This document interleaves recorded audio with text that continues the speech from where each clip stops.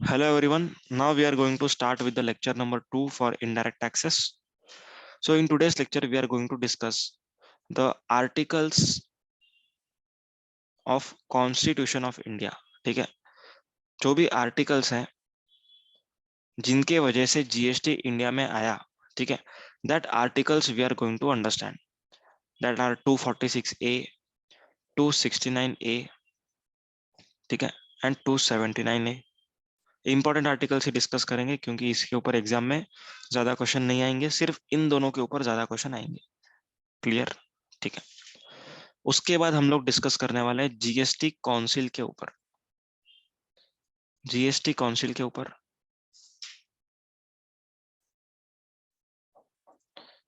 ठीक है. GST council के बाद हम लोग डिस्कस करेंगे road map of GST. Road map of GST मतलब कि जीएसटी स्टार्ट किधर से हुआ, किन किन पर्सन ने उसको रिकमेंड किया एंड सो ऑन. ठीक है, तो ये सब चीजें हम लोग सीखेंगे रोड मैप ऑफ जीएसटी में. And here we are going to end with the first chapter. ठीक है, फर्स्ट चैप्टर अपना यहाँ पर खत्म हो जाएगा. क्लियर है? चलो, अभी डायरेक्टली हम लोग चार्ट बुक से करेंगे.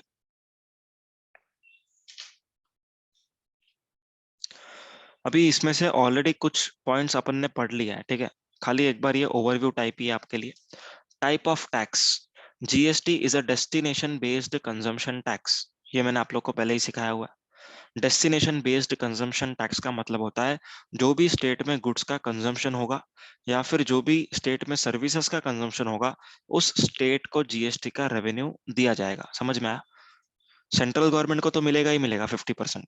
तो जो बचा हुआ 50% है वो किसको मिलेगा? वो किसको मिलेगा? कमॉन, डेस्टिनेशन वाली स्टेट को. आया समझ में? डेस्टिनेशन वाली स्टेट को हमने क्लियर कट एग्जाम्पल के साथ पढ़ा हुआ है. ठीक है, अगर आप लोग को याद नहीं है तो फिर कल का लेक्चर आप थोड़ा सा रिवाइंड करके देख सकते हो. तो GST is a destination based consumption tax applicable on all transaction involving supply of goods और services for a consideration subject to certain exception. ठीक है, ये सप्लाई का पार्ट है, अपन बाद में देखेंगे. The portion of IGST will be apportioned to consuming states. कल का एग्जाम्पल याद है? Is everyone remembering yesterday's example जिसपे हमने देखा था आईजीएसटी का 900 रुपीज. ठीक है, फाइनल स्टेज पर आईजीएसटी का 900 रुपीज किसके पास गया था? तेलंगाना के पास. ठीक है, तेलंगाना के पास गया था ना, यस और नो? आईजीएसटी 3600 मिला था. ओके, उसमें से 900 रुपया उसने माइनस करके तेलंगाना को दिया. तो ये हमने कल ही पढ़ा हुआ है, IGST will be apportion to consuming states. समझा? Okay. Second second point second point concurrent dual model. Concurrent dual model article number 246A. अब ध्यान से सुनो. In constitution there are 3 list. ठीक है, list 1, list 2, list 3. Union list, state list and concurrent list. ठीक है, there are 3 list. There are 3 list in our constitution. ठीक है, यहाँ पर मैं लिख रहा हूँ अभी. जो लोग इंटर में हैं उनके लिए थोड़ा सा नया रहेगा, कोई इशू नहीं. There are 3 list, 3 list in 3 list in constitution. ठीक है, कौन सा 3 लिस्ट है? सबसे पहला है union list, second list is state list and last one is concurrent list. 3 list है. अभी ये लिस्ट का मतलब क्या होता है वो सुनेंगे. यूनियन लिस्ट मतलब list of such taxes which would be collected by central government. ठीक है, यूनियन लिस्ट मतलब list of such taxes which is going to be collected by central government. Central government कौन से टैक्सेस कलेक्ट कर सकती है उसका पूरा लिस्ट होगा. ठीक है, तो अगर जो लोग कल लेक्चर में बैठे थे, एक्साइज ड्यूटी ये किसको जाती है? स्टेट गवर्नमेंट को कि सेंट्रल गवर्नमेंट को? कम ऑन, एक्साइज ड्यूटी किसको जाएगी? सेंट्रल को कि स्टेट को? सेंट्रल को, बरोबर है. तो यूनियन लिस्ट में लिखा होगा एक्साइज ड्यूटी. आया समझ में? सर्विस टैक्स किसको जाता है? Service tax goes to service tax goes to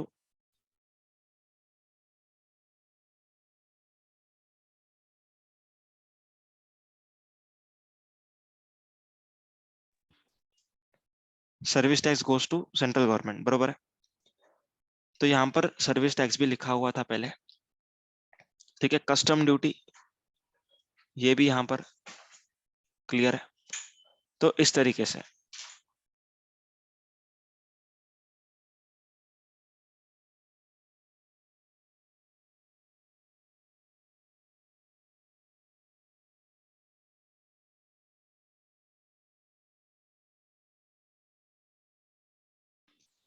ठीक है। तो इस तरीके से यूनियन लिस्ट में सब कुछ लिखा हुआ है। और एक चीज अगर आप लोग को मालूम रहेगा, इनकम टैक्स, ठीक है। इनकम टैक्स, आवाज आ रही है सबको? Hello, income tax, everyone Audible है ना? माइक में इधर दिख नहीं रहा है, इसके लिए पूछ रहा हूँ। Okay, income tax, come on, income tax किसका रेवेन्यू है? स्टेट गवर्नमेंट का कि सेंट्रल गवर्नमेंट का? सेंट्रल गवर्नमेंट का, समझ में आया? सो इनकम टैक्स भी यूनियन लिस्ट में लिखा हुआ है। आ रहा है समझ में सब लोग को? खाली ब्रीफ ओवरव्यू है, इसका एग्जाम से कुछ ताल्लुक नहीं है, ठीक है। एग्जाम्स में ये सब नहीं पूछा जाएगा, सिर्फ आप लोग को एक ब्रीफ अंडरस्टैंडिंग के लिए है कि यूनियन लिस्ट क्या होता है, स्टेट लिस्ट क्या होता है, कॉन्करेंट लिस्ट क्या होता है। Union list means such a list of taxes which is going to be collected by central government, ठीक है। स्टेट लिस्ट मतलब स्टेट गवर्नमेंट जो भी टैक्सेस कलेक्ट करेगा वो सब कुछ इसके अंदर आएगा। जैसे वैल्यू एडेड टैक्स हो गया, ठीक है, CST हो गया, तो ये सारा जो चीज होगा ये स्टेट लिस्ट के अंदर होगा। यहाँ पर एंट्री टैक्स भी हो सकता है, एंटरटेनमेंट टैक्स हो सकता है, लग्जरी टैक्स हो सकता है, ठीक है, बहुत कुछ हो सकता है। समझ आया? Professional tax, very good. तो ये सारी चीजें स्टेट गवर्नमेंट कलेक्ट करती है, तो ये स्टेट लिस्ट के अंदर लिखा होगा। कॉन्करेंट लिस्ट मतलब ऐसा लिस्ट जिस पर यूनियन एंड स्टेट, ठीक है, union that is central government and state government, ये दोनों ही लगा सकते हैं, ठीक है, दोनों ही लगा सकते हैं, ठीक है, दोनों के पास पावर है। तो ऐसी चीजों को हम लोग लिखते हैं कॉन्करेंट लिस्ट के अंदर। समझ में आया? ये तीनों लिस्ट होती है। इधर तक क्लियर है सभी को? इधर तक क्लियर है? डाउट है तो पूछो इसके अंदर। ओके, आगे बढ़ते हैं, क्योंकि ये अपने लिए रेलेवेंट नहीं था, ये सिखाया खाली एक ब्रीफ इंट्रोडक्शन के लिए। अभी जो इंपॉर्टेंट पॉइंट आ रहा है वो ये रहा, CST central sales tax. Okay, CST is Central Sales Tax. It is monitored by CST law, but it belongs to state government. Okay, it is collected by center only. Okay, मतलब CST के नाम से हम पे करते हैं, लेकिन ये स्टेट को जाएगा CST के फॉर्म में, क्योंकि इस स्टेट से रेवेन्यू जनरेट हुआ है। ओके, अभी GST लाना था, बराबर। अब GST के लिए पहले क्या था? एक्साइज ड्यूटी था, फिर वैट था, सर्विस टैक्स था। ये सब कुछ हटा करके एक कंपोनेंट लाया, GST। क्लियर? क्या क्या टैक्सेस सब्सिम्यू है ये अपन बाद में देखेंगे, लेकिन बेसिक तुम लोग को अगर मालूम रहेगा, हमने पहले भी देखा हुआ है। एक्साइज ड्यूटी अब नहीं है, वैट अब नहीं है, सर्विस टैक्स अब नहीं है, तो अब सब कुछ क्या है? GST। मतलब सेंट्रल गवर्नमेंट ने अपने ड्यूटीज को एंड टैक्सेस को सैक्रिफाइस किया, ठीक है, एंड स्टेट गवर्नमेंट ने भी सैक्रिफाइस किया, दोनों ने सैक्रिफाइस किया, तब जाके GST बना है। यस और नो? तो गवर्नमेंट से जो भी GST होगा ये हम लोग दो पार्ट में डिवाइड कर लेंगे, CGST and SGST।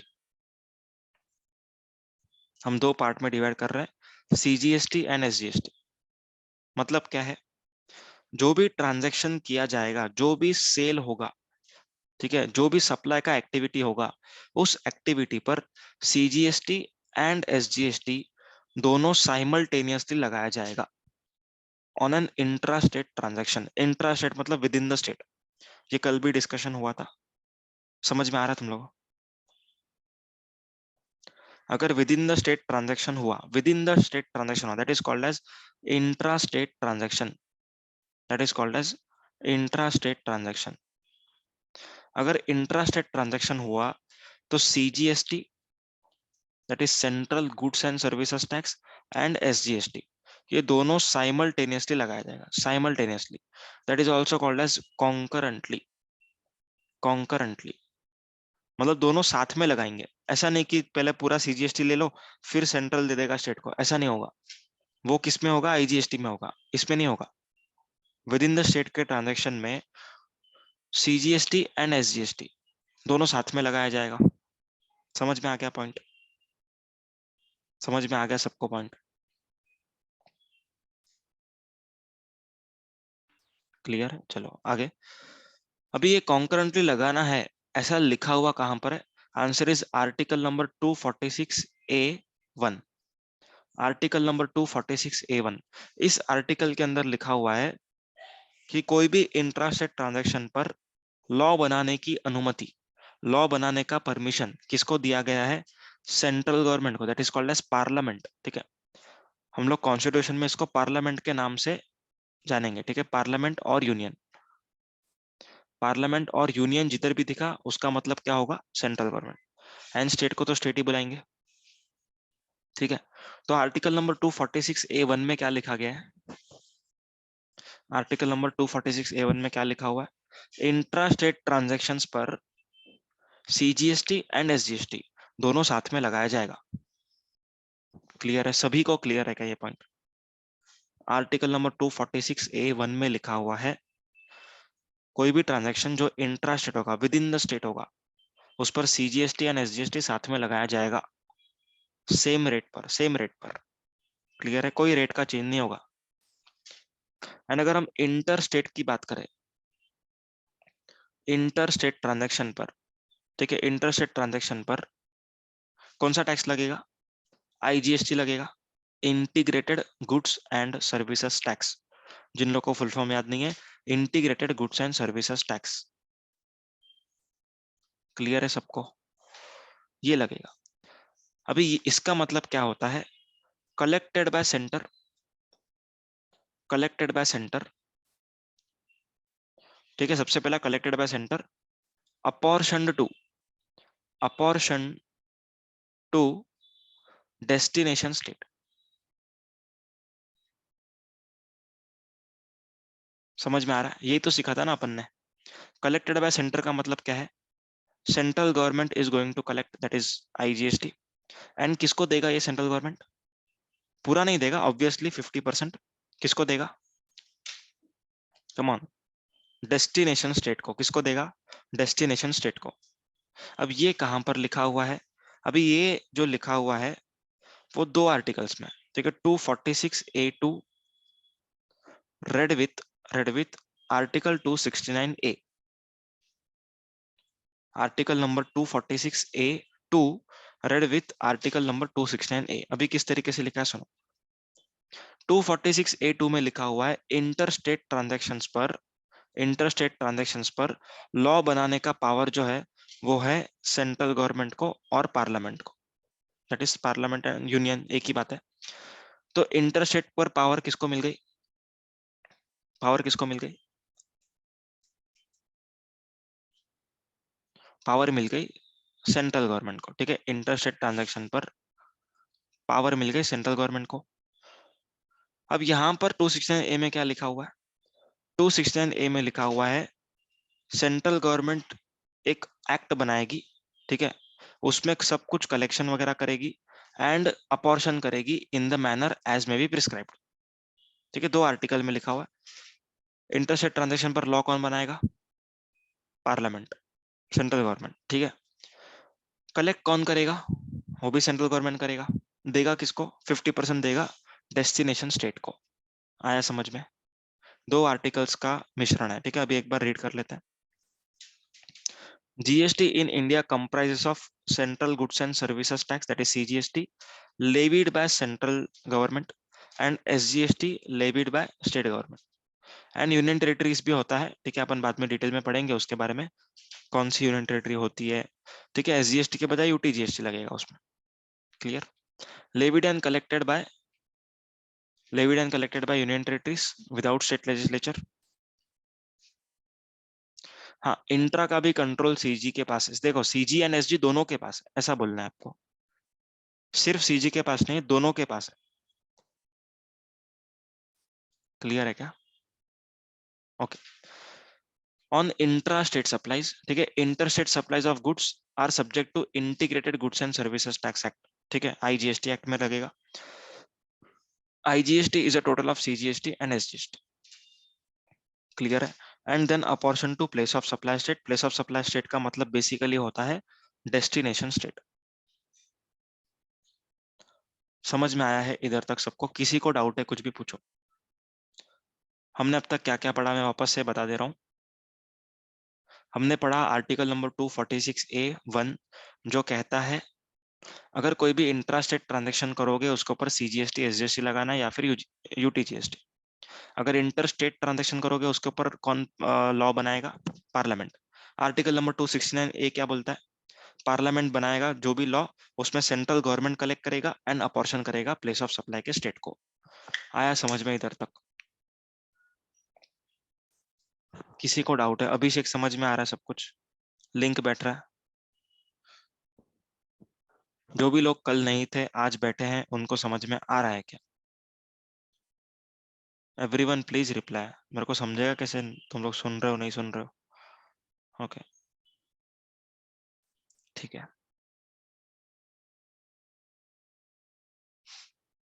Okay done.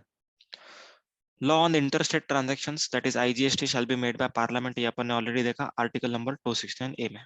Clear? अभी हम लोग डिस्कस करते हैं आउट ऑफ एम्बिट प्रोडक्ट्स के ऊपर। अब GST अपने को पता है सभी प्रोडक्ट्स के ऊपर लगने वाला है, ठीक है? सभी प्रोडक्ट्स के ऊपर लगेगा, लेकिन कुछ एक्सेप्शंस है। अपन पढ़ेंगे किस तरीके से एक्सेप्शंस है। उसके लिए सबसे पहले आपको पढ़ना पड़ेगा आर्टिकल नंबर 366(12)A। ठीक है, यहाँ पर मैं ग्रीन पेन से लिखूंगा।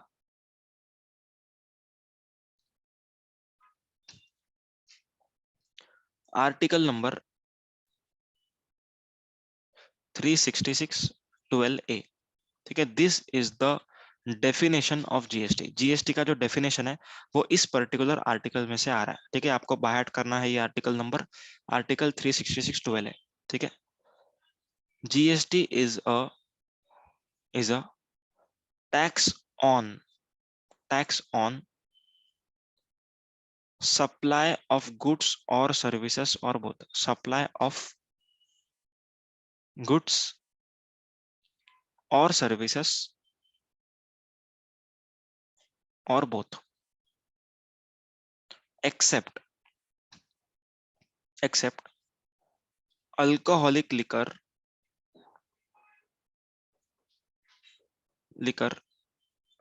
for human consumption। ठीक है, फॉर ह्यूमन कंजम्पशन।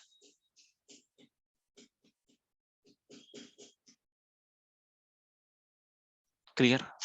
जो लाइन लिखी है उसको अपन डिटेल में अभी समझेंगे।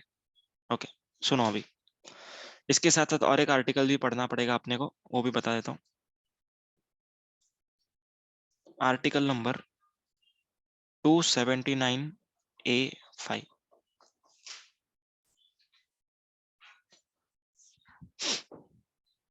मैं बताऊंगा होटल वगैरह का, जो शुभम आप पूछ रहे हो मैं बताऊंगा अप्रोप्रिएट टाइम पर। ठीक है, सुनो अभी।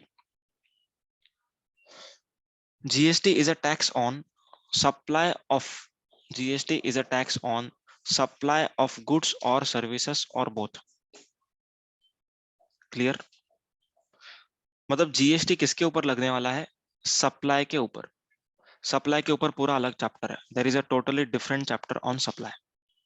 GST is a tax on supply of goods और सर्विसेज और बोथ। मतलब अगर आप गुड्स और सर्विसेज सप्लाई कर रहे हो तो ही GST लगेगा। ठीक है, गुड्स एंड सर्विस का अपना ही डेफिनेशन दिया हुआ है एक्ट में। ठीक है, कहां पर दिया हुआ है मैं अभी लिख के रखता हूँ, आर्टिकल नंबर 252 में। एंड सर्विसेज का article number, sorry section number, really sorry, अभी अपन आर्टिकल पढ़ रहे थे तो आर्टिकल आ गया, सेक्शन नंबर 202 में। क्लियर? ये दो सेक्शंस है जिसमें डेफिनेशन दिया, अपन सप्लाई के चैप्टर में डिटेल में डिस्कस करेंगे। तो GST क्या है? GST एक टैक्स है जो किसके ऊपर लगेगा? सप्लाई के ऊपर लगेगा। सप्लाई किसका होना चाहिए? गुड्स या फिर सर्विसेज का, या फिर दोनों का हो सकता है। Except alcoholic liquor for human consumption, मतलब जो भी ह्यूमन कंजम्पशन के लिए अल्कोहलिक लिकर, दैट इज दारू हो गया, विस्की, वोडका, बियर, ठीक है, इन सब के ऊपर GST नहीं लगेगा। No GST on this particular product. ना आपके दिमाग में क्वेश्चन आएगा कि ऐसा क्यों, इसको GST के एम्बिट में क्यों नहीं लाया? किसके पास आंसर है क्या? Alcoholic liquor for human consumption के ऊपर GST क्यों नहीं लग रहा है? स्टेट का रेवेन्यू हाई है, वैट लगता है, परफेक्ट है आंसर, पर वैट ही लग रहा है क्यों? गवर्नमेंट ने जीएसटी के अंदर आने क्यों नहीं दिया? वैट एंड एक्साइज दोनों लगता है, ठीक है। तो यहाँ पर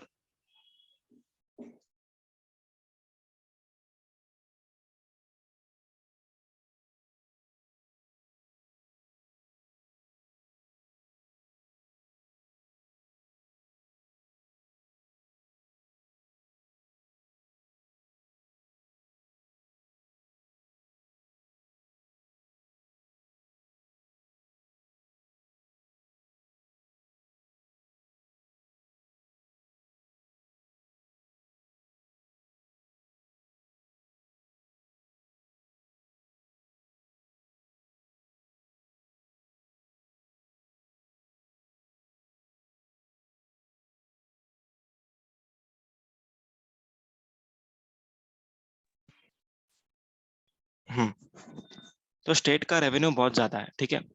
स्टेट का रेवेन्यू सबसे ज्यादा है किसमें? Alcohol liquor for human consumption में। ओके, इसीलिए स्टेट ने कभी एग्री किया ही नहीं, ठीक है। स्टेट ने कभी एग्री किया ही नहीं कि हम इसको जीएसटी के अंदर जाने दें। तो इसके ऊपर जीएसटी नहीं लगने वाला है, इसके ऊपर सिर्फ क्या लगेगा? जो भी एक्साइज ड्यूटीज एंड वैट जो लग रहा है, बस वो ही लगेगा, ठीक है। आया समझ में? ये पॉइंट क्लियर है? और किसी को डाउट है इसमें? अभी इसमें एक थोड़ा सा एनालिसिस करते हैं। अगर इंडस्ट्रियल यूज का अल्कोहलिक लिकर होगा, ठीक है, मतलब कोई भी अल्कोहलिक लिकर जो इंडस्ट्रियल पर्पस के लिए यूज हो रहा है, जैसे एग्जाम्पल, सैनिटाइजर में मालूम है तुम लोग को अल्कोहल होता है? सैनिटाइजर में अल्कोहल होता है, बरोबर ना? कुछ तो प्रोडक्ट होगा। तो सैनिटाइजर में जो अल्कोहल है, ठीक है, तो सैनिटाइजर के ऊपर जीएसटी लगेगा। Everyone come on. सैनिटाइजर में जो अल्कोहल यूज हो रहा है, that is not for human consumption, पीने के लिए नहीं है, वो इंडस्ट्रियल पर्पस के लिए है। तो यहाँ पर जीएसटी लगेगा, ठीक है, ये जीएसटी में आएगा। लेकिन जो ह्यूमन कंजम्पशन के लिए है, उसके ऊपर जीएसटी नहीं लगेगा। क्लियर है? Next is article number 279A5। अब ये आर्टिकल क्या बोलता है? दिस आर्टिकल स्टेट्स दैट और भी कुछ प्रोडक्ट्स है जो जीएसटी के एम्बिट से बाहर है, ठीक है। There are more products which are out of ambit of GST. 5 product है। There are 5 products popularly called as petroleum products, popularly called as petroleum products, ठीक है। Petroleum crude, petroleum crude, natural gas, that is kind of CNG, aviation turbine fuel, motor spirit, ठीक है, and high speed diesel oil, ठीक है। Petroleum crude, natural gas, aviation turbine fuel, मतलब जो plane उड़ाने में जो काम आता है, एटीएफ, एविएशन टर्बाइन फ्यूल, इसके ऊपर भी जीएसटी नहीं लगेगा। क्लियर है? मोटर स्पिरिट मतलब बेसिकली ये अपना डीजल टाइप हो गया, ठीक है। एंड जो हाई स्पीड डीजल ऑयल है, ये वाला फार्मूला 1 रेसेस वगैरह होती है ना जो, उसमें ये वाला ऑयल यूज करते हैं, ठीक है, हाई स्पीड डीजल ऑयल, ये डीजल ऑयल यूज होता है। तो इन प्रोडक्ट्स के ऊपर जीएसटी नहीं लगेगा। समझ में आ रहा है? कौन से आर्टिकल से नहीं लग रहा है वो इंपॉर्टेंट है। यस, सीएनजी वाली, यस, ठीक है। तो कौन से चीज से कौन सा प्रोडक्ट एक्सक्लूडेड है वो समझ में आ रहा है। टोटल 6 प्रोडक्ट है, ध्यान से सुनना। टोटल 6 प्रोडक्ट है जिसके ऊपर जीएसटी नहीं लगता, ठीक है। अल्कोहलिक लिकर, एंड 5 कौन से हैं? 5 कौन से हैं? Petroleum product. अल्कोहलिक लिकर पर नहीं लगता, ये कहां पर लिखा हुआ है? आर्टिकल नंबर 366(12)A में। समझ में आया? एंड इन 5 प्रोडक्ट पर नहीं लगता, वो कहां पर लिखा हुआ है? 279A5 में। Is that clear? सबको ये पॉइंट समझ में आया? Alcoholic liquor for human consumption के ऊपर जीएसटी नहीं लगता, ये कहां पर लिखा हुआ है? Article number 366(12)A, that is definition of GST के बाहर है। क्लियर? एंड जो 5 प्रोडक्ट है, motor spirit, MS is motor spirit, ठीक है। बेसिकली ये नॉर्मल डीजल अपना यही होता है। And high speed diesel oil जो होता है, normal diesel is in motor spirit, petroleum petrol वगैरह होगा वो पेट्रोलियम क्रूड के अंदर आ जाएगा, and high speed diesel oil के अंदर स्पेसिफिक डीजल आएगा जो फॉर्मूला 1 रेसेस में काम आता है। हाँ, ये मैं अभी आगे का क्वेश्चन, सिद्धार्थ आपका ही क्वेश्चन आगे लेने वाला हूं मैं, खुद से बताने वाला था। हाँ, अभी क्वेश्चन ये आएगा कि ये जो 5 प्रोडक्ट्स है इसको ही डेफिनेशन में लिख देना चाहिए था ना, इसको ही डेफिनेशन में लिख देना चाहिए था। GST is a tax on supply of goods or services or both except alcohol liquor for human consumption, comma petroleum crude, comma natural gas, comma this। ठीक है, तो इस तरीके से अगर हो सकता तो ऐसे लिख देते, लेकिन ये लोगों ने ऐसा क्यों नहीं किया? आंसर इज, ये 5 प्रोडक्ट के ऊपर आज की तारीख पर जीएसटी नहीं है, आज की तारीख पर जीएसटी नहीं है, लेकिन आने वाले टाइम पर हो सकता है। ठीक है, एट अ नोटिफाइड डेट में ला सकते हैं। ठीक है, from a notified date GST can be levied on these 5 products, but in case of alcoholic liquor for human consumption it can never be levied unless the definition of GST is amended, and GST का definition change करने के लिए आपको एक ordinance पास करना पड़ सकता है। ठीक है, लोकसभा राज्यसभा में। समझ में आया? Everyone clear? व्हाइट फ्यूल क्या होता है मुझे पता नहीं है। व्हाइट फ्यूल क्या है, किस चीज के लिए यूज होता है?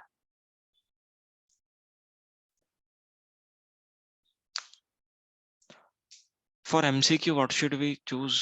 व्हाइट फ्यूल मतलब एटीएफ। ओके, तो एटीएफ तो यहाँ पर लिखा ना मैंने, एविएशन टर्बाइन फ्यूल, इसके ऊपर भी no GST. For MCQ what should we choose? देखो, नहीं नहीं, एक्टिवा में डालते हैं। इंजन ऑयल बोल रहे हो क्या? इंजन ऑयल बोलोगे तो उसके ऊपर जीएसटी आएगा, इंजन ऑयल में जीएसटी आएगा, इंजन ऑयल के ऊपर।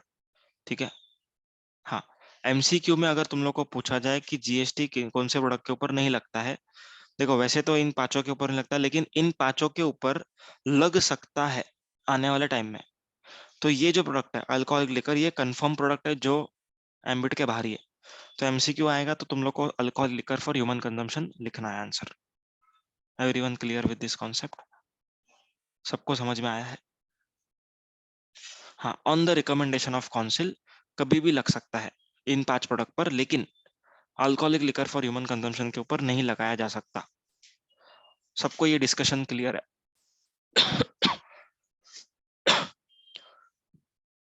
सीए इंटर, सीए में इंटर एंड फाइनल स्टूडेंट्स दोनों के सबको क्लियर है क्या? आगे बढ़ जाए अभी? चलो, out of ambit products clear हो गया। एक्टिवा वाला क्या था? वो एक्टिवा में अपन इंजन ऑयल डालते ना, याद है? पेट्रोल भराने जाओगे तो बीच में से ही बोलते हैं वो लोग, इंजन ऑयल भी डलवा दो 10 रुपए का, तो उसके ऊपर जीएसटी आएगा, बिकॉज वो पेट्रोल नहीं है। ठीक है, दैट इज नॉट पेट्रोल और डीजल, उसके ऊपर जीएसटी आएगा। ओके, नो सेंट्रलाइज रजिस्ट्रेशन, इसके ऊपर डिस्कशन बाद में कर सकते हैं, लेकिन अभी एक बार पॉइंट बता देता हूँ। नो सेंट्रलाइज रजिस्ट्रेशन मतलब कि पूरे इंडिया का एक रजिस्ट्रेशन नहीं हो सकता।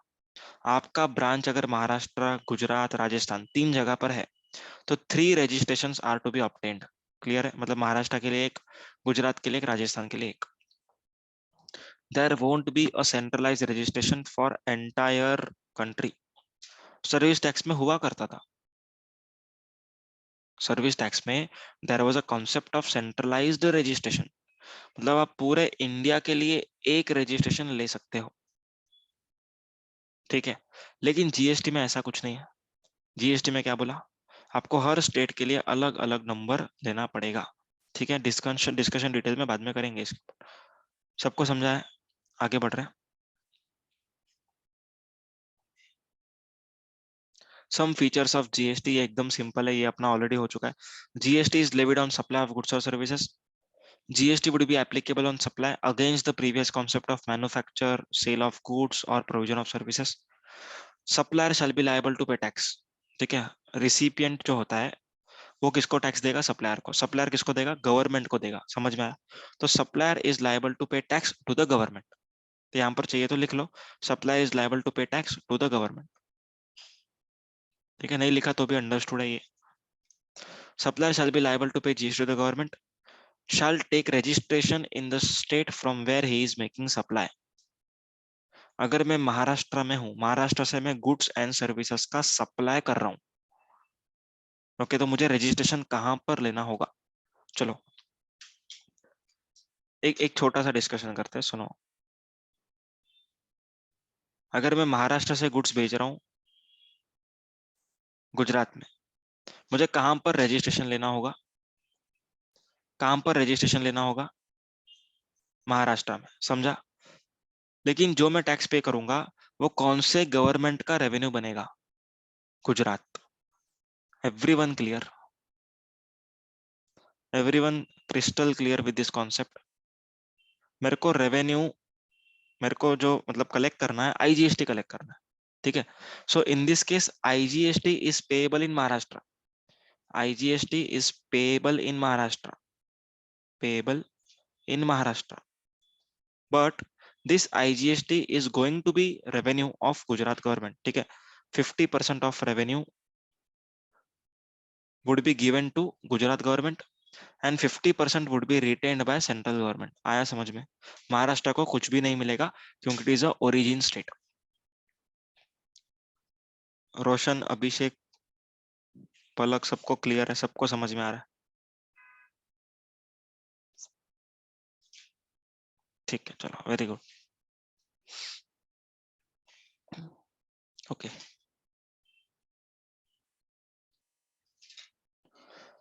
a registered person shall collect GST element from recipient separately indicating the same on invoice, ठीक है? मतलब ये तो आपको मालूम ही है कि जीएसटी अलग से लगा करके बिल करना है। ये अपन ना ऑलरेडी डिस्कशन हो चुका है, डेस्टिनेशन एंड कंजम्पशन, ये वाला। Okay, GST is a value added tax, ये भी अपन ने पढ़ा हुआ है, ठीक है? जितना भी वैल्यू एडिशन था उस वैल्यू एडिशन के ऊपर अपन जीएसटी कैलकुलेट कर रहे थे। क्लियर? चलो, अपना फर्स्ट कॉन्सेप्ट हो गया। अभी हम लोग एक बार ये देख लेते हैं जीएसटी लाया किस तरीके से, that is road map of GST. Road map of GST, okay, GST का रोड मैप किस तरीके से?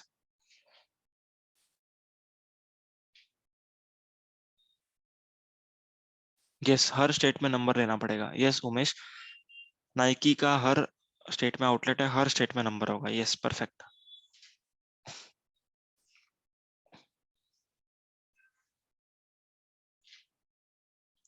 Any other doubt, please ask. किसी को डाउट है पूछ लो, आगे बढ़ते हैं, नहीं तो।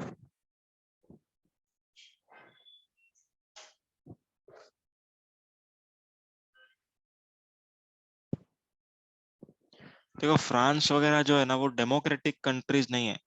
उधर एक ही, मतलब क्या बोलते हैं अपन, एक ही पर्सन, उसका ही एंसेस्टर, उसका ही हायरार्की चलाता है, ठीक है? जीएस अपना इंडिया में कैसा होता है, it is a democratic country, यहाँ पर state government and central government, ऐसी दो अलग अलग लेवल पर गवर्नमेंट्स बन रही, ठीक है? तो यहाँ पर प्रॉब्लमेटिक था। स्टेट गवर्नमेंट बोलती है मेरे को स्टेट चलाने पैसा चाहिए, सेंट्रल बोलती है मेरे को सेंट्रल चलाने पैसा चाहिए, ओके, इंडिया चलाना है मेरे को। तो स्टेट बोलती है ठीक है, मैं ये टैक्स लगाऊंगी, सेंट्रल बोलती है मैं ये लगाऊंगी। पर बाद में एक इंटरनेशनल नीड अराइज हुआ कि ऐसा नहीं चलेगा ज्यादा टाइम तक, लेट अस ब्रिंग जीएसटी, क्योंकि यूनिफाइड रहेगा वो, all over India it would be unified. और किसी को डाउट है कुछ? वहां पंगा ही नहीं।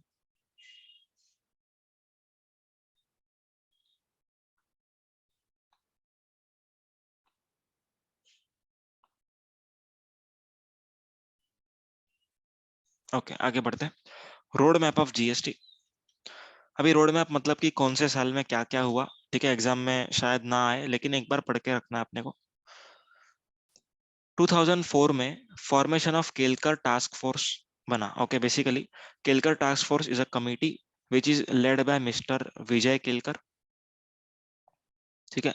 इन्होंने ये कमेटी बनाई, इन्होंने क्या किया, जीएसटी को रिकमेंड करा, जीएसटी लाना चाहिए, ठीक है? इस तरीके से केलकर टास्क फोर्स ने काम किया, 3 साल काम किया, ठीक है? 3 से 4 साल इन्होंने काम किया एंड 2007-8 में जीएसटी को प्रपोज किया। तभी कांग्रेस गवर्नमेंट थी, ठीक है? तभी कांग्रेस गवर्नमेंट थी। तो कांग्रेस गवर्नमेंट ने सीरियसली लिया नहीं उसको, बोला कि ठीक है अभी करेंगे बाद में, अभी जैसा चल रहा है चलने दो। 2007-8 में रिकमेंडेशन हुआ। ये भी हो सकता है कि जीएसटी तब तक उन्होंने प्रॉपरली सोचा नहीं था, उसमें और भी टाइम लग गया। तो GST was proposed in 2007-8, clear है? 2014 में एनडीए गवर्नमेंट आया, दैट इज बीजेपी, ठीक है। तो एनडीए गवर्नमेंट ने क्या किया, अभी जो भी एक्ट बनती है, ठीक है, वो क्या होता है, लोकसभा एंड राज्यसभा दो जगह पर पास होता है, ठीक है। तो एक्ट बनने के पहले बिल बनता है, बिल पास होता है, समझ में आ रहा है सब लोग को, पहले बिल बनता है, ठीक है, फिर बिल पास होता है, क्लियर है।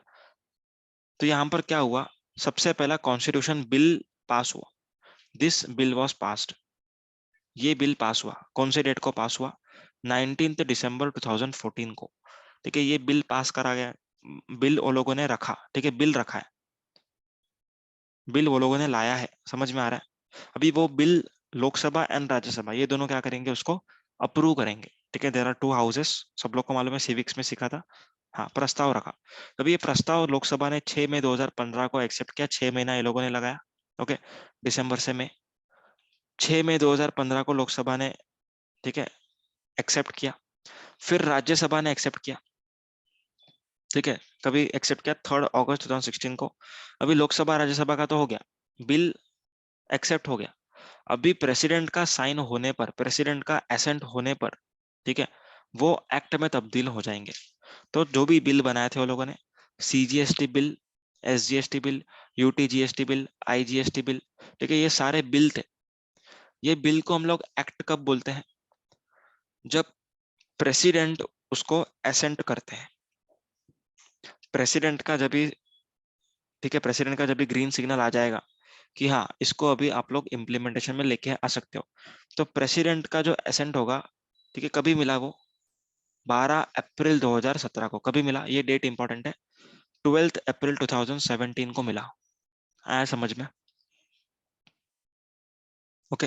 कमेंसमेंट वाज फ्रॉम 1 जुलाई 2017, ये एक्ट आया, ठीक है, this is the act date, act के ऊपर आपको ये डेट लिखी होगी, लेकिन ये एक्ट एप्लीकेबल कब से होगा, 1 जुलाई 2017 से, एंड जम्मू एंड कश्मीर में 8 जुलाई 2017 से, ठीक है, जम्मू कश्मीर में 8 जुलाई 2017 से, बाकी पूरे इंडिया में 1 जुलाई से, क्योंकि जम्मू कश्मीर पहले हाँ नहीं बोल रहे थे, बाद में ऑर्डिनेंस पास हुआ एंड ऑर्डिनेंस अप्रूव हो गया, तो 8 जुलाई से जम्मू कश्मीर में, ठीक है, ये एमसीक्यू में आ सकता है, जम्मू कश्मीर में जीएसटी कब से आया, 8 जुलाई से, ऑल ओवर इंडिया में कब से आया, 1 जुलाई से। अभी मैं आप लोग को एक डेट दिखा देता हूँ यहाँ पर, एक्चुअल एक्ट किस तरीके से होता है वो दिखा देता हूँ।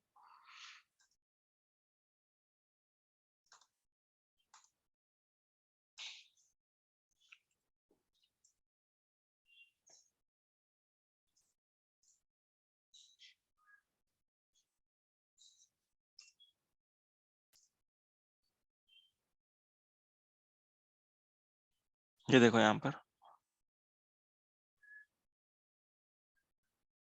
पर देख लो,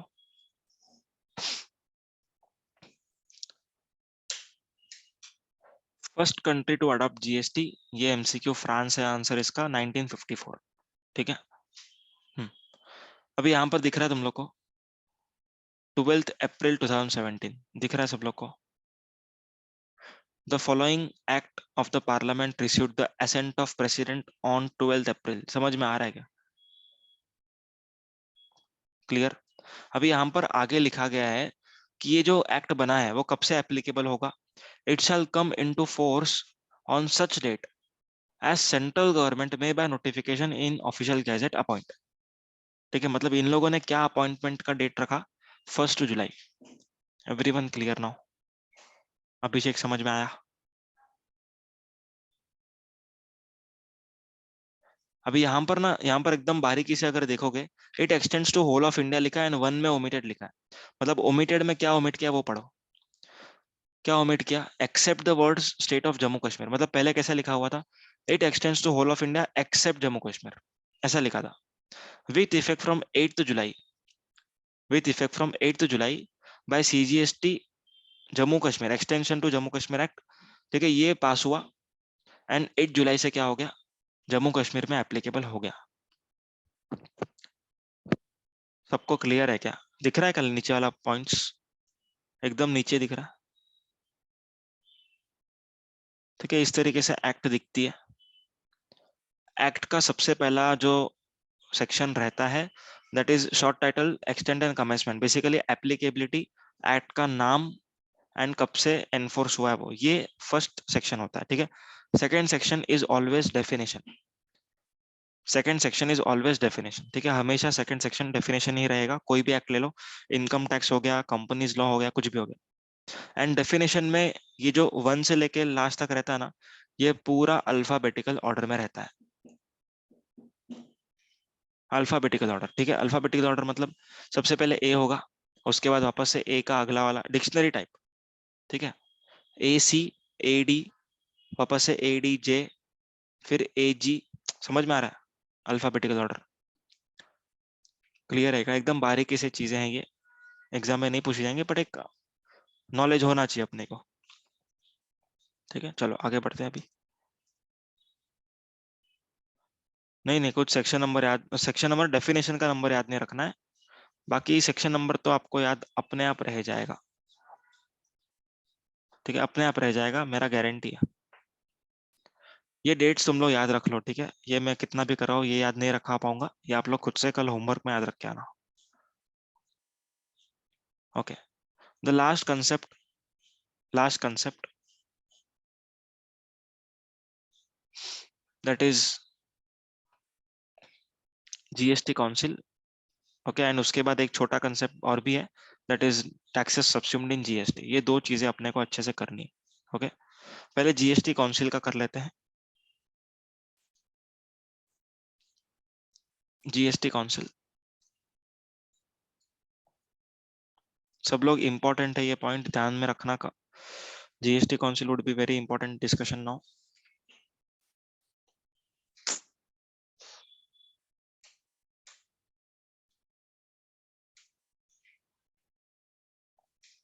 क्या हो रहा है पता नहीं।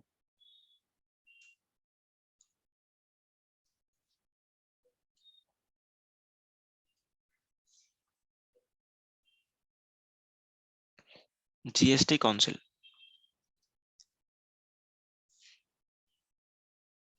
हाँ 279 A, GST council is nothing but 279 A, article number 279 A, ठीक है, याद रखने का जरूरत नहीं है। अभी सुनो, जीएसटी काउंसिल करता क्या है, जीएसटी काउंसिल का मीनिंग क्या है, वो पूरा डिस्कस करूंगा।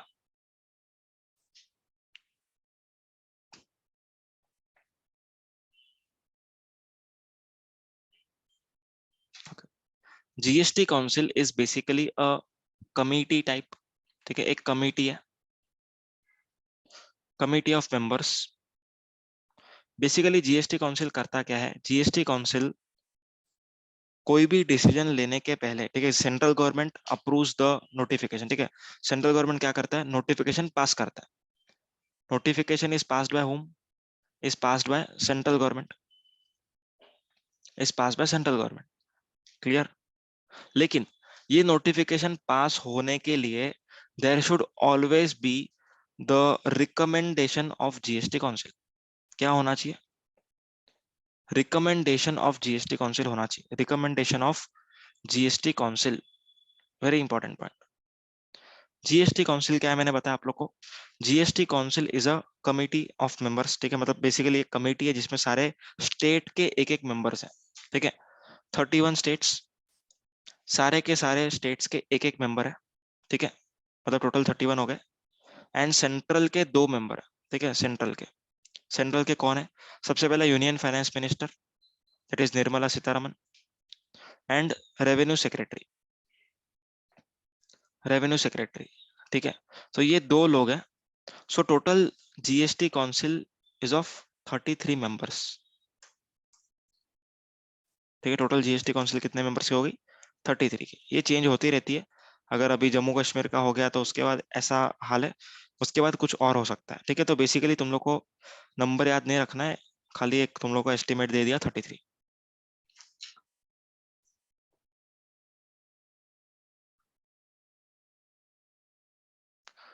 लेजिस्लेटिव, एग्जीक्यूटिव एंड जुडिशियरी, देखो legislative, executive and judiciary, basically legislative क्या होता है, जो लॉ बना रहा है, एग्जीक्यूटिव मतलब बेसिकली जो इम्प्लीमेंटेशन जो हो रहा है, वो जुडिशरी मतलब हाई कोर्ट, सुप्रीम कोर्ट, ठीक है।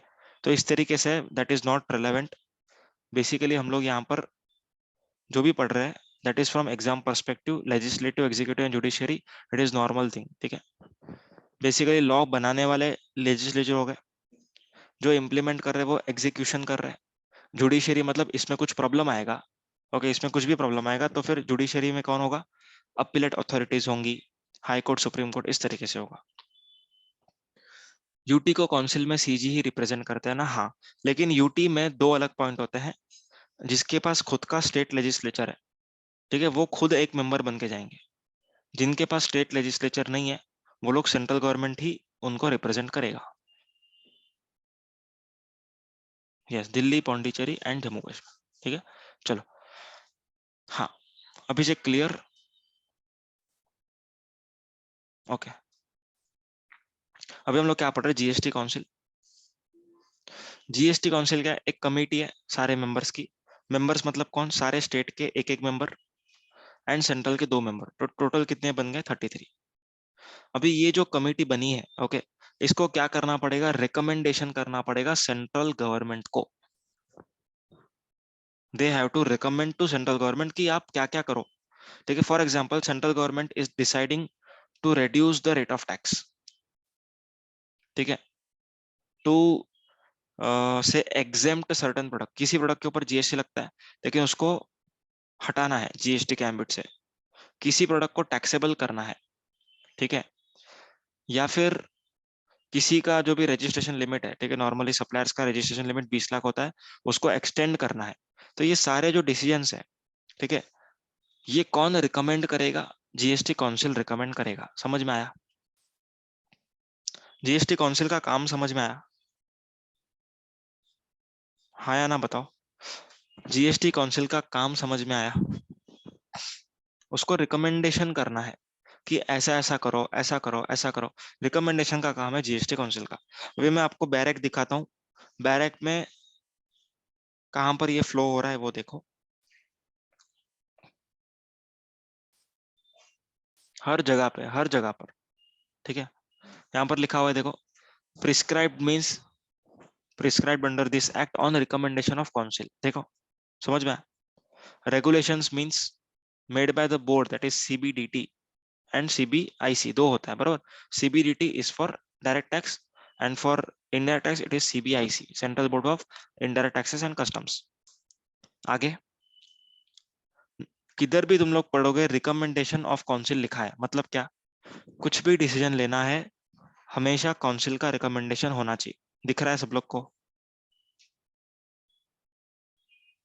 सब लोग को दिख रहा है। एक्ट में ओपन करेंगे अपन, रिकमेंडेशन को मैंने सर्च किया, रिकमेंडेशन ऑफ काउंसिल मतलब जो भी जीएसटी काउंसिल बोलेगी वही तो सेंट्रल गवर्नमेंट को पास करना है, ठीक है। हर जगह पर, हर जगह पर तुम लोग को मिलेगा। देखो, लेवी एंड कलेक्शन मतलब कौन से गुड्स के ऊपर टैक्स लगना चाहिए, कितना रेट से लगना चाहिए कि नहीं लगना चाहिए, ये भी कौन बताएगा, रिकमेंडेशन ऑफ काउंसिल। आया समझ में, are you all getting the importance of GST council. जो 5 प्रोडक्ट है, 5 प्रोडक्ट पर जीएसटी कब से लगेगा ये कौन बताएगा, जीएसटी काउंसिल बताएगा। यहाँ पर देखो, यहाँ पर देखो, जीएसटी काउंसिल बताएगा। क्लियर दिख रहा है, दिख रहा है सबको, recommendation of GST council, okay.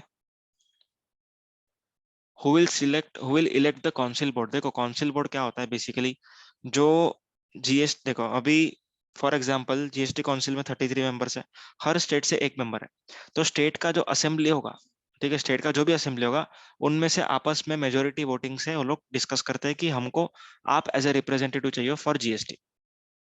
Clear, ऐसे हर स्टेट से एक एक करके जाएगा। समझ में आया, वो स्टेट का लुकआउट है किसको रखना है करके। समझा, चलो अभी आगे बढ़ते, थोड़ा इस प्रोविजन को खत्म करते हैं। ऑलरेडी 1 घंटा ही बचा है अभी, 1 घंटा निकल गया, समझ में नहीं आया मेरे को, सच में समझ में नहीं आया, it went too fast, okay. चलो अभी जीएसटी काउंसिल को क्या करना है, डिसीजन लेना है। क्या लेना है, डिसीजन लेना है। अब डिसीजन लेने के लिए 4 कंडीशन फुलफिल होनी चाहिए, ठीक है। अभी अपन जो सीख रहे हैं वही इंपॉर्टेंट है। डिसीजन लेने के लिए 4 कंडीशन होना चाहिए। सबसे पहला चीज हम्म सबसे पहला चीज कोरम। कोरम समझते हो सब लोग? कोरम का मतलब होता है minimum number of members to be present in the meeting. Minimum members to be present in meeting.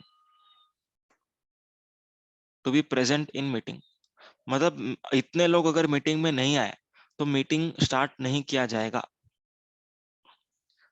Quorum सबको क्लियर है क्या? कोरम मतलब इतना मिनिमम नंबर्स तो होना चाहिए। फॉर एग्जाम्पल टोटल 33 मेंबर्स है, okay, and quorum in GST council is 50%। That is at least 17 लोग तो आने चाहिए मीटिंग को। अगर मीटिंग में 17 से कम लोग आ रहे हैं तो उस मीटिंग में डिसीजन नहीं लिया जाएगा। सबको क्लियर है? वापस से बताओ। कोरम का मतलब होता है minimum number of members to be present in the meeting. Clear? Minimum number of members to be present in the meeting, okay. Total 33 members है। कोरम कितना होता है? 50% is the quorum. 50% is the quorum. It is not example, it is 50% only. 50% quorum है। मतलब GST council में कोई भी decision कब लिया जाएगा? जब 50% मेंबर्स प्रेजेंट होंगे। क्लियर है? अगर सिर्फ 12 लोग आए तो जीएसटी काउंसिल को रद्द किया जाएगा। Yes, council meeting, perfect. Council meeting जो होती है उसमें 50% लोग आने ही चाहिए। अगर 50% लोग नहीं आए हैं, 33 member is also actual, 50 is also actual, दोनों एक्चुअल है आज की तारीख पर, okay. Second point. First point सबको क्लियर है? यस और नो फटाफट आंसर करो, यस और no. Is first point clear to everyone? Quorum का मीनिंग किसको नहीं समझा प्लीज पूछ लो वापस से, चाहिए तो, ओके। सेकेंड थिंग, जितने भी स्टेट के मेंबर आए हैं, ठीक है, स्टेट मेंबर्स प्रेजेंट, जितने भी स्टेट के मेंबर्स प्रेजेंट है मीटिंग के अंदर, ठीक है, उन लोगों ने 2/3 एंड अबव से मेजोरिटी देना चाहिए, ठीक है, 2/3 से ज्यादा, मतलब बेसिकली 66.66% एंड अबव, ठीक है। जितने भी स्टेट के मेंबर्स आए हुए हैं, मेंबर्स प्रेजेंट की बात कर रहा हूं मैं, टोटल मेंबर्स का 2/3 नहीं। आधे स्टूडेंट यहीं पर मिस्टेक करते हैं। जितने स्टेट के मेंबर प्रेजेंट हैं उनकी बात चल रही है, ठीक है। एग्जाम्पल, टोटल 33 मेंबर्स थे, 18 मेंबर्स आए हैं, ठीक है, 18 मेंबर्स आए हैं। Whether first condition is fulfilled और नॉट, यस और नो। 18 मेंबर आए हैं, फर्स्ट कंडीशन फुलफिल हुआ कि नहीं हुआ? हो गया, ओके। अब 18 में से 18 में से 16 आर स्टेट के मेंबर्स, 2 आर सेंट्रल के मेंबर्स। अब सेकंड कंडीशन क्या बोलती है? सेकंड कंडीशन बोलती है मिनिमम 2/3 लोगों ने तो हाँ बोलना ही चाहिए, ठीक है। मतलब 16 का 2/3, वेरी इंपॉर्टेंट पॉइंट, 16 का 2/3, नॉट 18 का। मेजोरिटी मिस्टेक्स 18 का 2/3 करके आता है। समझ में आ रहा है? मैं मिस्टेक को हाईलाइट करके बोल रहा हूँ ताकि आप लोग ना करो। जितने भी स्टेट के मेंबर्स हैं उनका 2/3 लेना है। कैलकुलेट करो 2/3 कितना आ रहा है, राउंडेड ऑफ टू नेक्स्ट, ठीक है, ओके। मैंने बोला, देखो वापस से एक्सप्लेन कर रहा हूँ, सुनो। Quorum is clear? Abhishek quorum clear है आपको? ओके। अभी क्या बोला जा रहा है सेकंड कंडीशन में? जितने भी स्टेट के मेंबर्स है, ठीक है, टोटल 18 लोग आए हैं, 18 में से 2 सेंट्रल गवर्नमेंट से रिप्रेजेंट कर रहे हैं एंड 16 आर रिप्रेजेंटेटिंग स्टेट, ठीक है। तो स्टेट के मेंबर्स का वोट, स्टेट के मेंबर्स का वोट 2/3 से ज्यादा होना चाहिए। स्टेट के मेंबर्स का वोट 2/3 से ज्यादा का होना चाहिए। नहीं, कौन नीचे आएगा? सेंट्रल का नीचे थर्ड कंडीशन आएगा, ठीक है। सेंट्रल का अपन करेंगे ना बाद में। स्टेट का समझा इधर तक? तो मिनिमम कितना है? 16 इंटू 2/3 करो, कितना आ रहा है? Round of next is 11। तो मिनिमम बोल रहा हूँ, मिनिमम 11 लोगों ने तो हाँ बोलना चाहिए, ठीक है। थर्ड कंडीशन, सेंट्रल के जितने भी लोग आए हुए हैं, ओके रिपीटेशन, स्टेट के कितने लोग आए हैं, मीटिंग में स्टेट के कितने लोग आए हैं, 16, ओके। तो 16 का 2/3 लोगों ने उस डिसीजन के लिए हाँ बोलना चाहिए। अगर हम लोग प्रपोज कर रहे हैं कि रजिस्ट्रेशन लिमिट 20 लाख से बढ़ के 30 लाख होनी चाहिए, तो 16 में से मिनिमम कितने लोगों ने हाँ बोलना चाहिए, 2/3 ऑफ 16, नॉट 2/3 ऑफ 18। 2/3 ऑफ 18 नहीं करना है एग्जाम में, ठीक है, मिस्टेक नहीं करना है, 2/3 ऑफ 18 नहीं करना, 2/3 ऑफ 16 करना है। क्लियर है? यहां पर मैं लिख देता हूं नॉट 2/3 ऑफ 18, ताकि तुम लोग को ध्यान में रहे। हाँ, मोर देन दैट इज 66 से ज्यादा, तो 11 तो होने चाहिए, ठीक है। सेंट्रल गवर्नमेंट के जितने भी मेंबर्स है, कितने मेंबर्स है, 2 मेंबर्स है, आए भी 2 हैं, ठीक है, आए भी 2 हैं, तो जितने भी मेंबर्स प्रेजेंट है 1/3 से ज्यादा लोगों ने हाँ बोलना चाहिए। 2 इंटू 1/3 कितना होता है, 0.6666 rounded off to next that is 1। मतलब इन दोनों में से एक जन ने तो हाँ बोलना चाहिए, ठीक है, सेंट्रल गवर्नमेंट के मेंबर्स ने जो भी आए हैं उनमें से एक जन ने तो हाँ बोलना ही चाहिए। Are you all getting this concept?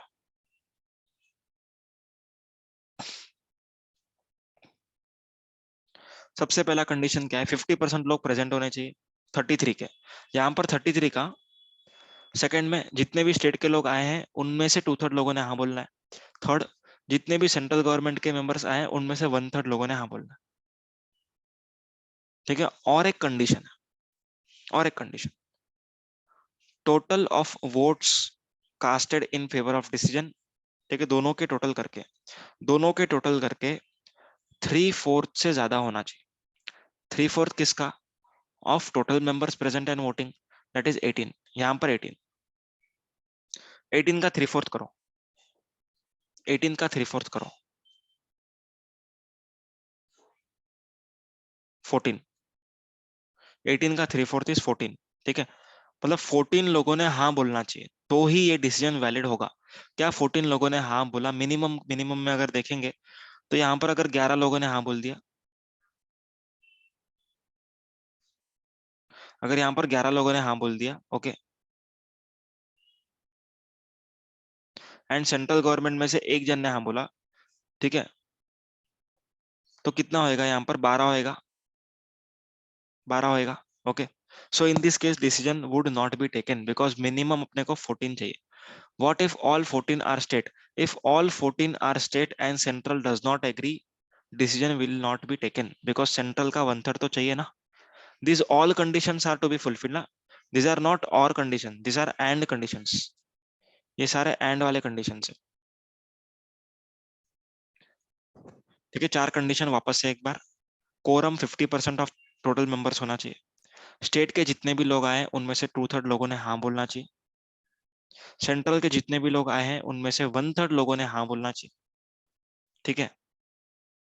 And total जितने लोगों ने भी वोट किया है, टोटालिटी में जितने लोग आए हैं उसका 3/4 से ज्यादा होना चाहिए। लॉ में कभी पढ़ा होगा स्पेशल रिजोल्यूशन, तो वहां पर 75% मेजोरिटी होती है ना, उसी तरीके से यहाँ पर 3/4 है, तो 14 से ज्यादा लोगों ने हाँ बोलना चाहिए, दैट इज मिनिमम 14 ऑब्वियसली। 14 लोगों ने तो हाँ बोलना चाहिए, 14 लोगों में से अगर 12 लोग हाँ बोल रहे हैं तो फिर decision would not be taken. क्या सबको समझ में आ गया?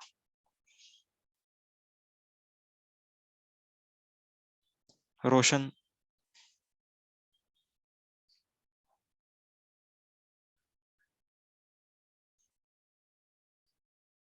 ओके, शिवा, सबको समझ में, okay, done, that is great,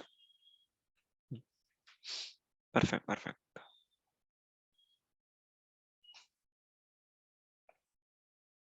okay, nice. Inter के स्टूडेंट्स का रिस्पॉन्स आता है तो मेरे को थोड़ा और अच्छा लगता है कि इंटर के स्टूडेंट्स को समझ में आ गया, मतलब फाइनल को ऑलमोस्ट आ ही गया होगा 100%, क्योंकि इंटर वालों ने फर्स्ट टाइम सुना होगा ये, और उनको भी समझ में आ रहा है, मतलब फाइनल वालों को भी अच्छे से समझ में आ रहा होगा, ओके। ठीक है, सो ये अपना जीएसटी काउंसिल का पार्ट खत्म होता है, ओके। नाउ लास्ट पार्ट, कौन से टैक्सेस सब्स्यूम हुए हैं, कौन से टैक्सेस सब्स्यूम नहीं हुए हैं जीएसटी के अंदर, वो।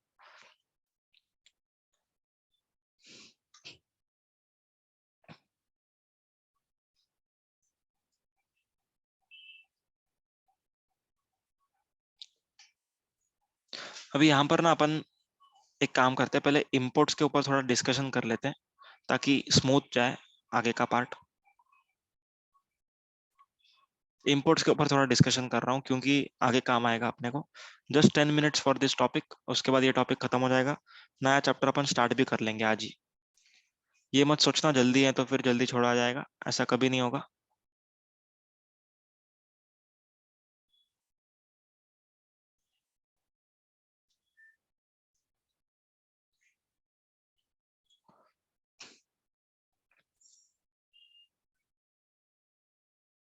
हम्म, अभी फॉर एग्जाम्पल, अभी हम लोग क्या पढ़ रहे हैं, टैक्सेस सब्स्यूम्ड इन जीएसटी, ठीक है, ये हम लोग पढ़ रहे हैं।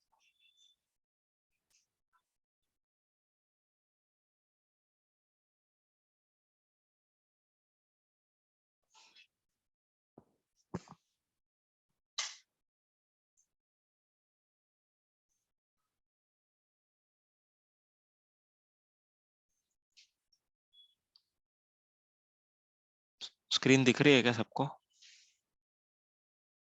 मेरा पीसी एक्चुअली थोड़ा हैंग हो रहा है, नहीं दिख रहा है स्क्रीन?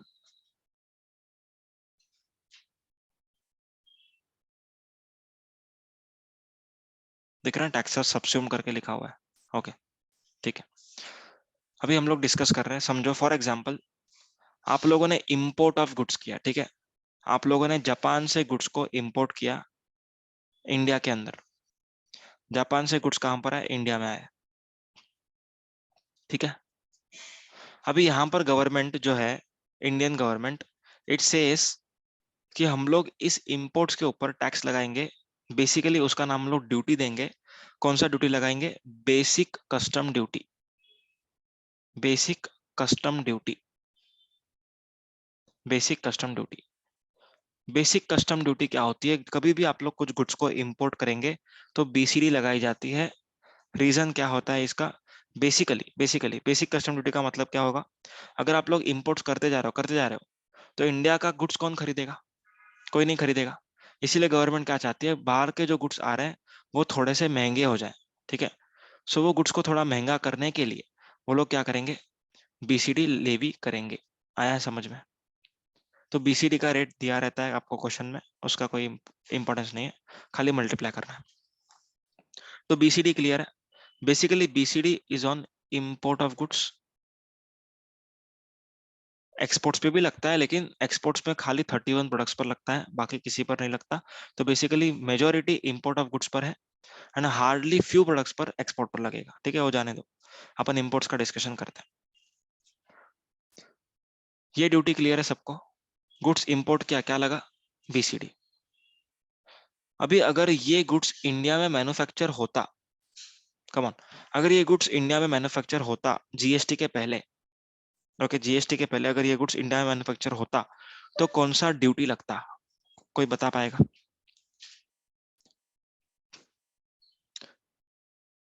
गुड्स इंडिया में मैन्युफैक्चर होता तो कौन सा ड्यूटी लगता? एक्साइज ड्यूटी लगता, एक्साइज ड्यूटी लगता, बरोबर है। लेकिन बाहर से आने वाले गुड्स पर अगर हम लोग एक्साइज ड्यूटी ना लगाएं तो ये नाइंसाफी होगी। यस और नो? ओके, तो गवर्नमेंट ने क्या बोला? एक्साइज लगाएंगे। लेकिन एक्साइज के नाम से लगा सकते हैं क्या? क्योंकि एक्साइज ड्यूटी क्या बोलते हैं, इंडिया में मैन्युफैक्चर होना चाहिए। क्या ये इंडिया में मैन्युफैक्चर हुआ? नहीं हुआ, बाहर से आया ना। तो गवर्नमेंट ने यहाँ पर नाम क्या रख दिया? Countervailing duty, CVD, countervailing duty. समझा? Countervailing duty is as good as excise, ठीक है, सेम रेट, सब कुछ सेम। इसको सीवीडी नाम दिया, यहाँ पर लिख रहा हूँ ब्रैकेट में, दैट इज एक्साइज। आ रहा है क्या समझ में? जो गुड्स मैन्युफैक्चर हुए हैं उनको बेचना भी पड़ेगा, उनको बेचना ही पड़ेगा। तो अगर हम लोग बेचते हैं सेल ऑफ गुड्स तो क्या लगता था? वैट लगेगा, सेल ऑफ गुड्स हुआ तो, यस और नो? सेल्स टैक्स, वैट लगेगा, वैट और सीएसटी जो भी है। तो ये गुड्स भी तो बिकने वाले हैं ना, तो इस पे भी वैट लगाओ। लेकिन क्या ये विद इन महाराष्ट्र बिक रहे हैं? नहीं, बाहर से आके महाराष्ट्र में बिक रहे हैं। तो यहाँ पर गवर्नमेंट ने लगाया स्पेशल एडिशनल ड्यूटी। क्या लगाया? Special additional duty. इसको हम लोग SAD के नाम से जानेंगे। ठीक है, यहाँ पर ब्रैकेट में लिख रहा हूँ SAD, दैट इज वैट के जैसा, सेल्स टैक्स के जैसा। आया है समझ में सब लोग को ये points? Basic custom duty, countervailing duty and special additional duty. Excise को काउंटर करने के लिए CVD, वैट को काउंटर करने के लिए SAD। क्लियर? क्या अभी एक्साइज एंड वैट है क्या एग्जिस्टेंस में? करंटली एक्साइज एंड वैट है क्या? नहीं है ना, अभी GST आ गया, तो excise and VAT are subsumed in GST। Okay, so accordingly accordingly CVD and SAD, these two are done away with GST। ठीक है, तो यहां पर इसके जगह पे क्या लगेगा? IGST, क्योंकि इंटर स्टेट ट्रांजेक्शन है, क्योंकि इंडिया के बाहर से इंडिया में आ रहा है। ठीक है, तो यहां पर लगता है IGST। And BCD remains same, that is basic custom duty, वैसा का वैसा लगेगा। तो करंटली अगर आप लोग कोई भी गुड्स इंपोर्ट करोगे तो BCD प्लस IGST लगेगा। यहां तक सबको समझ में आया है?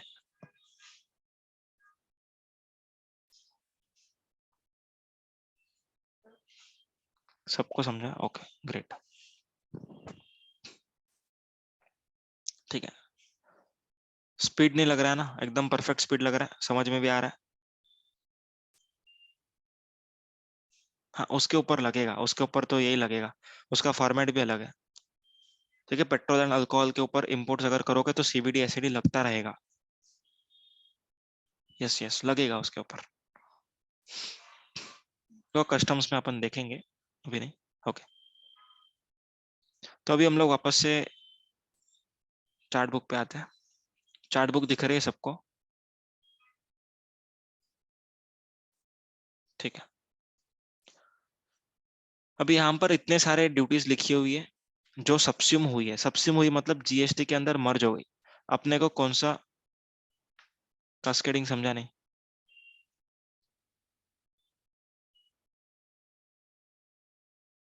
हाँ, कास्केडिंग तो होता ही रहता है, मतलब दोनों के टोटल पे ऊपर SAD लगेगा, वो तो ऐसा ही चलता है, जैसा मैंने आपको एग्जांपल दिया था सेम वैसे। Central excise duty is subsumed. Okay, then और क्या सबस्यूम हुआ? कस्टम ड्यूटी में CVD सबस्यूम हुआ, समझ में आ रहा है? कस्टम ड्यूटी में SAD सबस्यूम हुआ, समझ में आ रहा है? ये दो ही पढ़ा ना अपन ने, CVD SAD। Basic custom duty is not subsumed, CVD and SAD, these two are subsumed। Clear? Service tax subsume हो गया, समझा? आप लोग को सिर्फ ये चारों याद रखना है। You have to remember only this four which are subsumed in GST। बाकी का याद रहता है तो ठीक है, नहीं रहता तो कोई इशू नहीं। Excise duty, VAT, service tax and customs में CVD and SAD। Everyone clear? Everyone clear? Excise, अगर आपने गुड्स इंपोर्ट किया तो एक्साइज के जगह क्या लगता है? CVD, तो CVD। आप अगर गुड्स को बेचोगे तो फिर वैट लगेगा, इंपोर्टेड गुड्स को बेचोगे तो फिर SAD लगेगा, and last one is service tax. ये 5 चीजें सबस्यूम हुई है मोस्ट इंपॉर्टेंटली, जो कि पहले सेंटर लगाया करता था, सेंट्रल गवर्नमेंट। ठीक है, स्टेट के कौन से टैक्सेस सबस्यूम हुए वो अभी यहाँ पर देख लो। स्टेट के कौन से टैक्सेस सबस्यूम हुए? स्टेट का जो वैट था वो CST था, लग्जरी टैक्स, एंट्री टैक्स। ठीक है, अब ये एंटरटेनमेंट टैक्स जो है ये दो टाइप का होता है। Entertainment taxes are of two types. पहला जो स्टेट गवर्नमेंट लगा रहा है, दूसरा लोकल बॉडीज लगा रहे हैं। तो जो लोकल बॉडीज एंटरटेनमेंट टैक्सेस लगाती हैं वो सबस्यूम नहीं हुई है, मतलब वो अभी भी लगेंगी। लेकिन जो बेसिक एंटरटेनमेंट टैक्सेस जो स्टेट गवर्नमेंट लगाती थी वो सबस्यूम हो चुकी है। क्लियर है? Taxes on advertisement, purchase tax, lottery betting, gambling, state surcharge, ठीक है, ये सारे सबस्यूम हो गए जो पहले स्टेट गवर्नमेंट कलेक्ट करता था। ओके, तो बेसिकली सब्स्यूम क्या नहीं हुआ है वो हम लोग यहाँ पर लिस्ट बनाएंगे, ठीक है। Taxes slash duties not subsumed, तुम लोग को ये नॉट सब्स्यूम्ड का लिस्ट याद रखना है। You have to remember not subsumed का लिस्ट। सबसे पहला basic custom duty, basic custom duty, ठीक है, ये तो एज इट इज है। मैंने तुम लोग को बताया बेसिक बीसीडी पहले भी लगता था, अभी भी लगेगा, ठीक है। सेकेंड वन रोड टैक्स, कोई भी रोड बनेगा, ओके, रोड बनने के बाद रोड टैक्स कलेक्ट करना पड़ता है, ठीक है, as per state government rules. तो रोड टैक्स जो होता है वो कलेक्ट किया जाएगा, ठीक है। थर्ड वन टोल टैक्स, जो भी टोल के ऊपर टैक्सेस होंगे, टोल चार्जेस तो ठीक ही है, टोल टैक्स ये भी होगा। फोर्थ वन स्टैंप ड्यूटी, ठीक है। एंड लास्ट वन ये अपन ने अभी पढ़ा एंटरटेनमेंट टैक्सेस, इसमें ब्रैकेट में लिख रहा हूं लोकल बॉडीज जो लगाती हैं वो।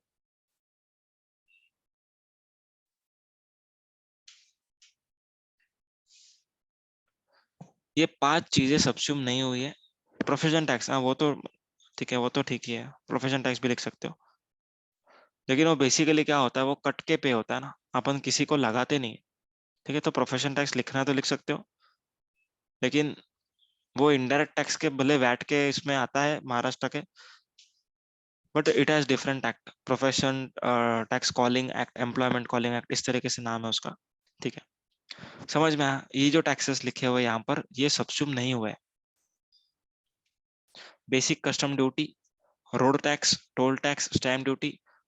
सब्स्यूम मतलब क्या होता है, सब्स्यूम मतलब कि सब कुछ बंद होके जीएसटी आया। सब्स्यूम का मतलब होता है अभी ये नहीं रहे, सब्स्यूम मतलब मर्ज हो जाना, सब्स्यूम मतलब मर्ज हो जाना, ओके। सब्स्यूम मतलब मर्ज हो जाना। एक्साइज ड्यूटी अब नहीं रही है, मर्ज हो गई जीएसटी के अंदर। ये 5 चीजें मर्ज नहीं हुई, ये 5 चीजें मर्ज नहीं हुई, क्लियर। बेसिक कस्टम ड्यूटी मर्ज नहीं हुई, रोड टैक्स मर्ज नहीं हुआ, टोल टैक्स मर्ज नहीं हुआ, स्टैम्प ड्यूटी मर्ज नहीं हुआ, एंटरटेनमेंट टैक्स नहीं हुआ, एंड प्रोफेशनल टैक्स मर्ज नहीं हुआ, ठीक है। उसके अलावा सारे के सारे मर्ज हो गए। आया समझ में, क्लियर है, खुशी समझ में आ रहा है।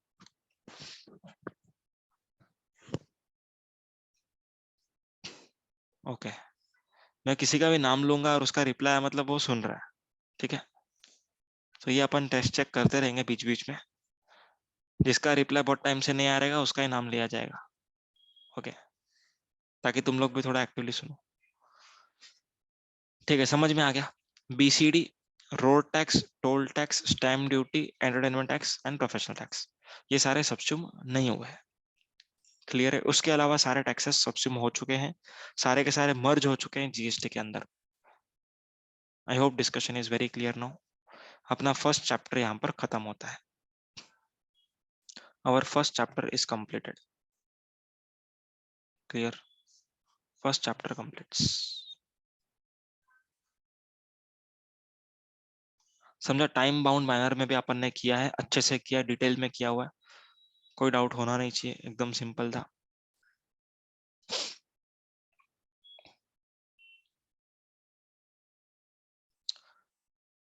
एक 5 मिनट का ब्रेक लेते हैं and then we will start. Break चाहिए क्या तुम लोग को 5 मिनट का, या डायरेक्टली स्टार्ट करूँ नया चैप्टर?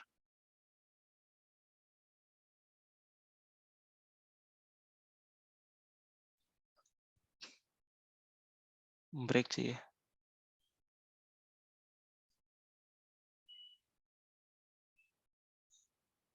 ब्रेक नहीं चाहिए, ओके, ठीक है। 2 मिनट का ले लो, खाली 2 मिनट का ले लो, 2 मिनट का ब्रेक लो, ओके, कोई इशू नहीं। आधा घंटा बचा है, आधे आधे घंटे में अपन अच्छा खासा कवर करेंगे, ठीक है। 2-3 मिनट का ब्रेक ले लो, you all deserve to take some break, okay, ले लो ब्रेक, कोई इशू नहीं।